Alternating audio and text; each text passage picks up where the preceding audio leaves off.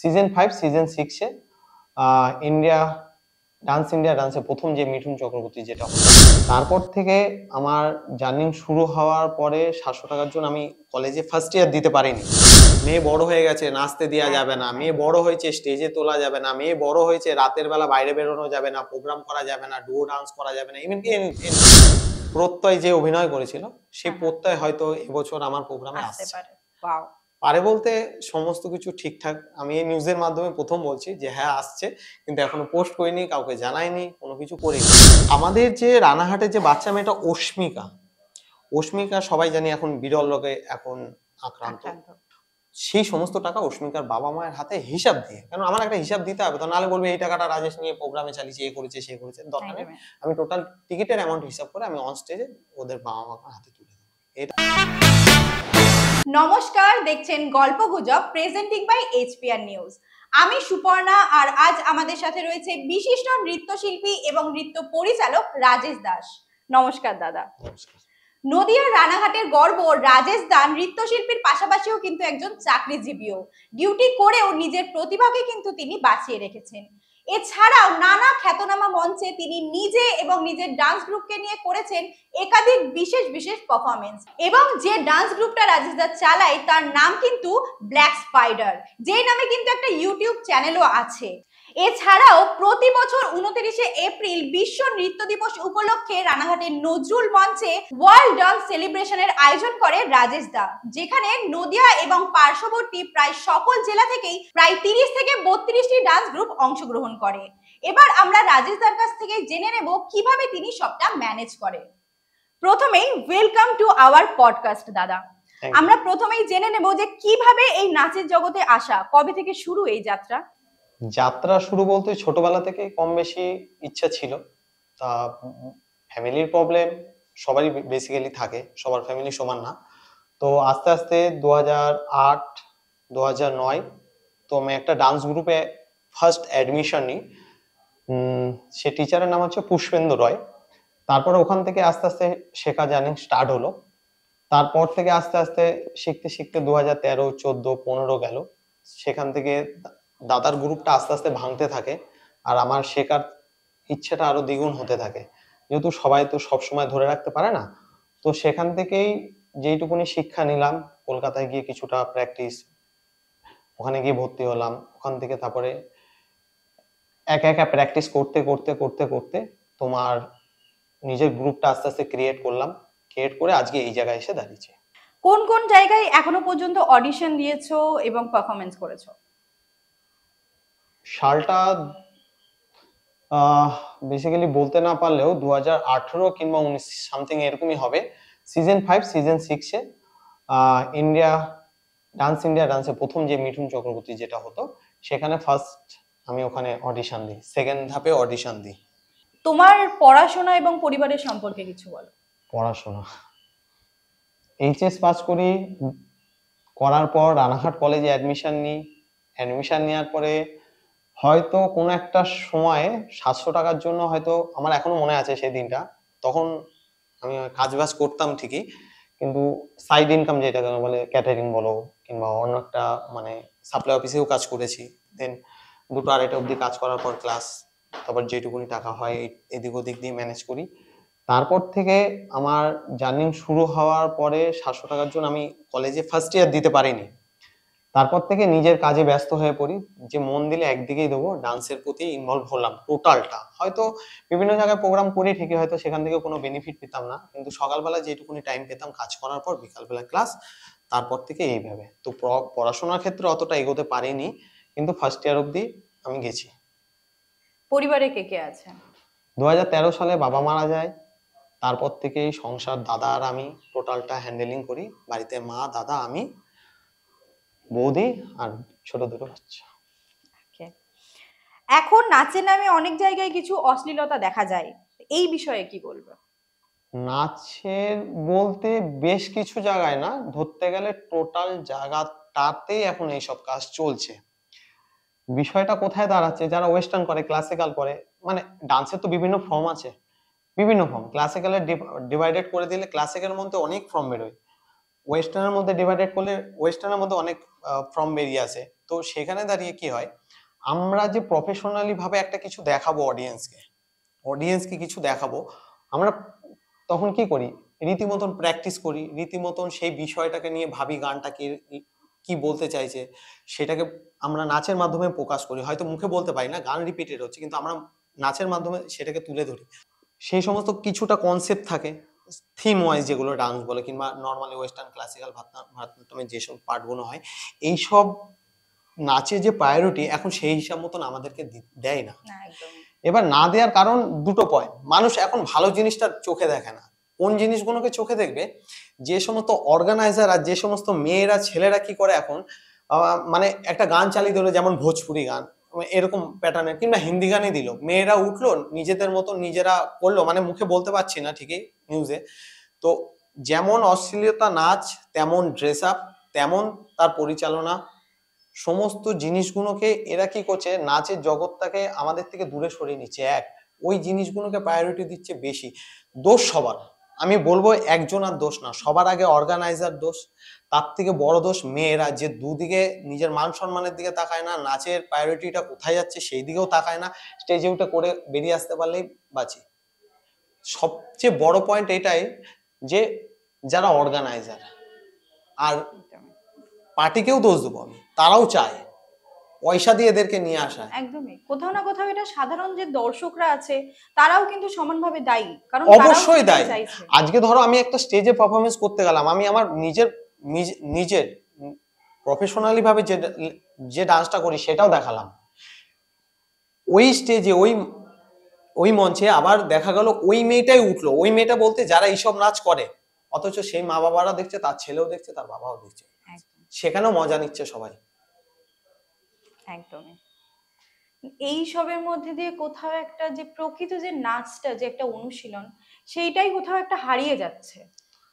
অবশ্যই হারাচ্ছে, হারানোর পিছনে এরাই সব থেকে বড় একটা ইস্যু, যে রিজনটা কেন এইটা, ওরা টাকার জন্য কাজ করে। আর এরা এই যে সমস্ত মেয়েরা, আমি ওপেনলি বলছি, যে সমস্ত মেয়েরা আছে, ছেলেরা রয়েছে, তার ফ্যামিলির দিকে তাকায় না, নিজের মান সম্মানের দিকে তাকায় না, নিজের কোনো কিছুর দিকে তাকায় না।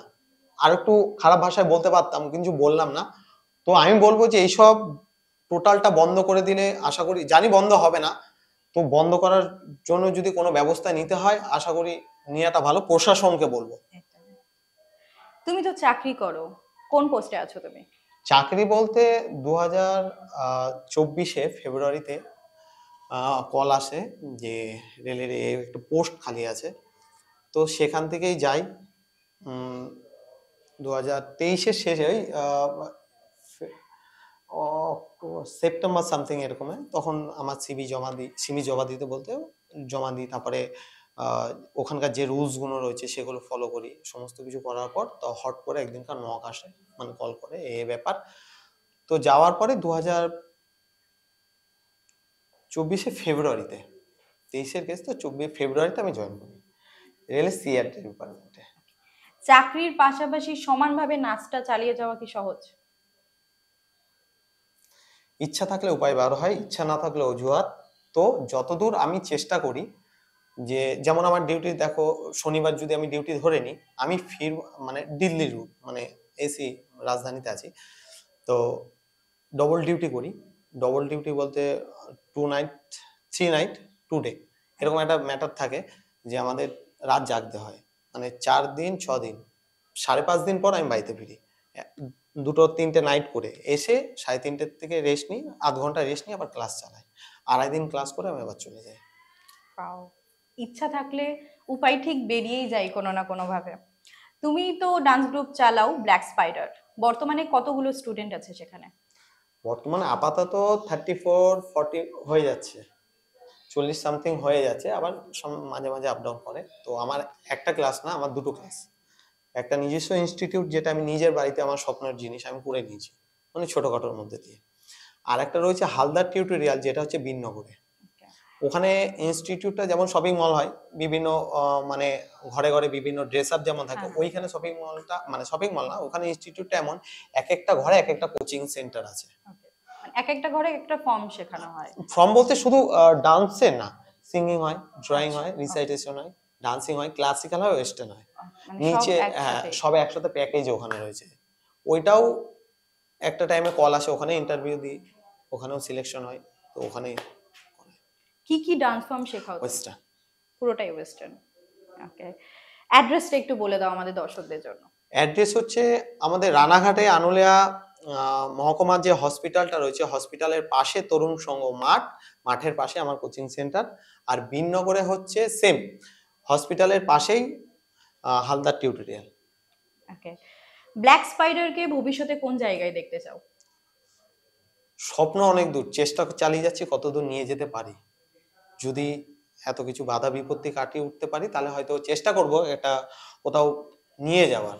কেন এখনকার দিনে আমি কিছুই না, এমনও টিম আছে, এমনও ডান্সার আছে, এমনও কোরিওগ্রাফার আছে, তাদের কাছে আমি কিছুই না। ইভেন আমি হাই লেভেলের কথা বলছি না, হাই লেভেলে তো দূরে থাক, মানে টিভি লেভেলে যারা রেমো ডিসুজা, সুসান কাত্রি, মানে মানে এই যে রেমো ডিসুজা তো কোরিওগ্রাফার একটা লেভেলে, প্রভুদেবা, এগুলো লেভেল, ওই লেভেলটা না, তার থেকে নিচে লেভেল থাকে, তার থেকেও নিচে লেভেল থাকে। আমি চেষ্টা করবো যেটুকুনি আমার ক্ষমতা, আমার আয়ত্ত, আমার চেনা পরিচিত, যেটুকুনি পারবো সেইটুকুনি যতদূর যাওয়ার চেষ্টা, যেতে পারবে ততদূর চেষ্টা। অবশ্যই।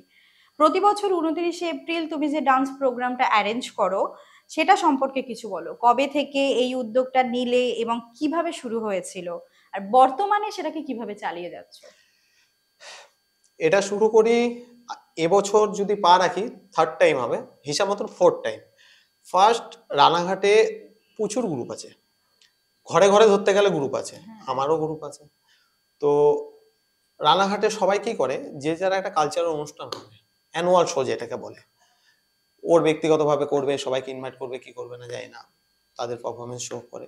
তো আমি ভাবলাম যে এদের থেকে একটুখানি আলাদাভাবে কিছু একটা করা যায় না, সবাই তো একই জিনিসই করে। তো 4 বছর আগে তো আমি কি করলাম, ডান্স কম্পিটিশন অ্যারেঞ্জমেন্ট, বিভিন্ন জায়গা থেকে আসবে, আমরা অর্গানাইজ করেছি, আমাদের একটা করে পারফরমেন্স থাকবে, আর কম্পিটিশনটা সেই মতন হবে। তো সেই পারপাসে শুরু হলো। তখন দেখলাম যে কম্পিটিশনটা এমন একটা জায়গা লেভেলে চলে গেছে না, তুমি সঠিক জাজমেন্ট করলেও তোমার একটা পয়েন্ট অফ ভিউতে দাঁড় করে দেবে এটা ঠিক হয়নি, গার্জেনরা জাজ হয়ে যায়, তখন গার্জেনরা জাজ হয়ে যায়।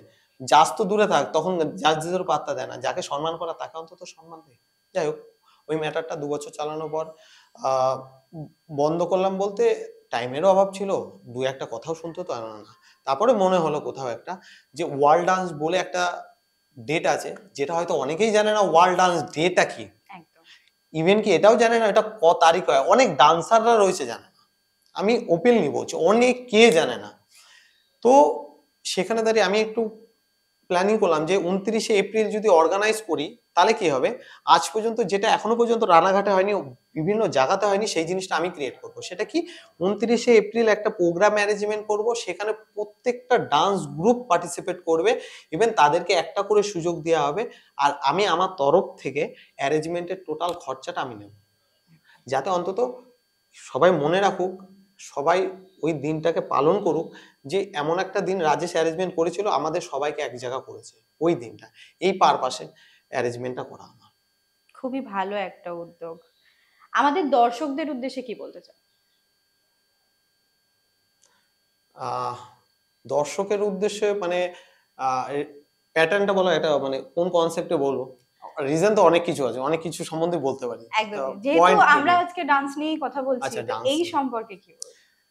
ডান্স নিয়ে যদি বলি, প্রথম কথা হচ্ছে অনেকের বাড়িতে বেশিরভাগ মেয়েদের ক্ষেত্রে প্রবলেম দাঁড়ায় কোথায়, যে আমার মেয়েকে প্রথমে ছোটবেলা থেকে নাচে দিলাম, তারপরে যে একটু বড় হতে থাকলো, মেয়ে বড় হয়ে গেছে, নাচতে দেওয়া যাবে না, মেয়ে বড় হয়েছে, স্টেজে তোলা যাবে না, মেয়ে বড় হয়েছে, রাতের বেলা বাইরে বেরোনো যাবে না, প্রোগ্রাম করা যাবে না, ডুও ডান্স করা যাবে না, ইভেন এনিথিং।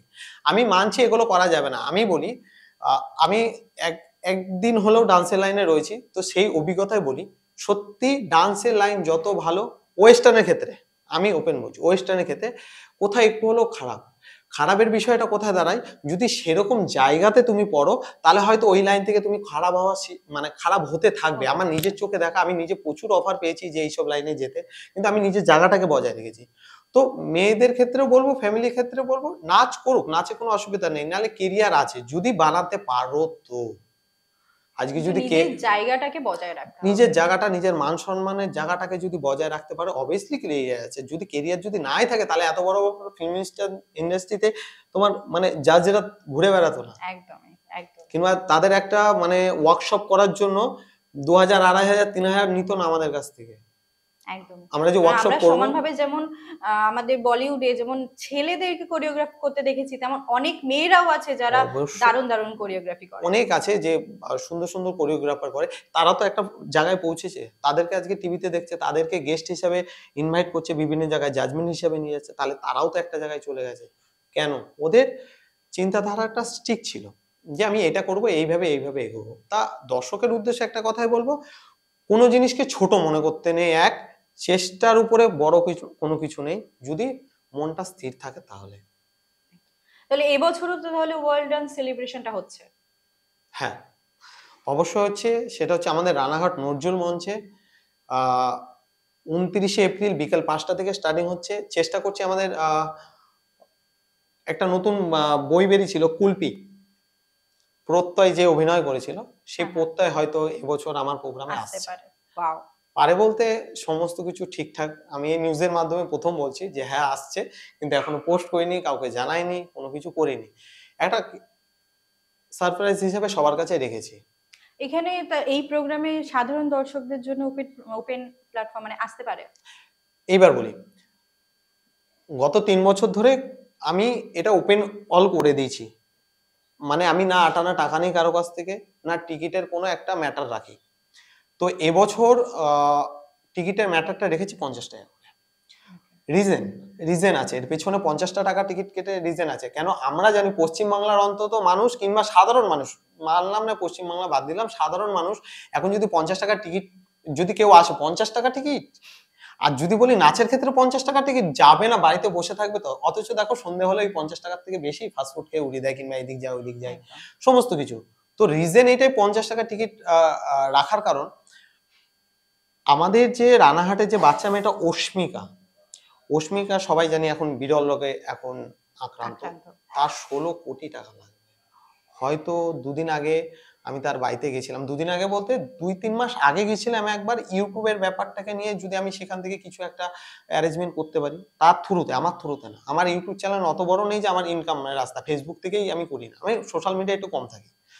তো কথা দিয়েছিলাম, তো ভাবলাম যে সেকেন্ড উপায় কি থাকতে পারে। তখন আমি ভাবলাম যে আমার ওয়ার্ল্ড ডান্স আছে, আমি ওয়ার্ল্ড ডান্সটাকে বেস করে রেখে আমি সেই পারপাসটাকে তুলে ধরতে পারি, যার জন্য 50 টাকার টিকিট রেখেছি। যে 33 থেকে 34টা টিম পার্টিসিপেট করছে, তাদেরকে সবাইকে নক করেছি যে দিদি ভাই ম্যাম স্যার, যে এবছর আমি চিন্তাধারা এটা নিয়েছি, আশা করি সবাই আমার পাশে থাকবে, যেটা প্রত্যেক বছর। আর সবাই যেন আমি 58 টাকা নিই না, টিকিটের দামও নিই না। তো 50 টাকা করে টিকিট করেছি, তোমরা অন্তত চেষ্টা করো, যদি 800-900 লোক হয় আরো বেশি লোক হোক, যাতে সেই পরিসংখ্যানটা নিয়ে আসো। কারণ যত 50 টাকা করে যদি আমি টিকিট সেল করতে পারি, সেই টোটাল অ্যামাউন্টটা যা উঠুক, আমার গড়পথে একটা এভারেজে 40,000 45,000 এরকম সামথিং টিকিট বিক্রি হবে। আমার বাইরে সেল করা দরকার নেই, দিনে দিনই বিক্রি হবে। সেই সমস্ত টাকা অস্মিকার বাবা মায়ের হাতে হিসাব দিয়ে, কারণ আমার একটা হিসাব দিতে হবে, তো নাহলে বলবে এই টাকাটা রাজেশ নিয়ে প্রোগ্রামে চালিয়েছে, এ করেছে সে করেছে, দরকার নেই। একদমই। আমি টোটাল টিকিটের অ্যামাউন্ট হিসাব করে আমি অন স্টেজে ওদের বাবা মার হাতে তুলে দেবো। এটা হচ্ছে এবছরের সবথেকে বড় উদ্যোগ আমার।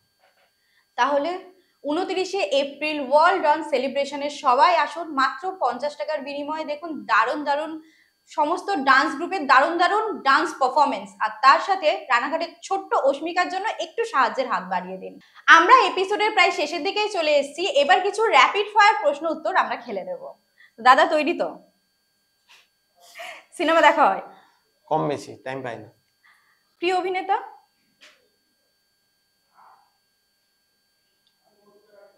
অমিতাভ বচ্চন। অভিনেত্রী?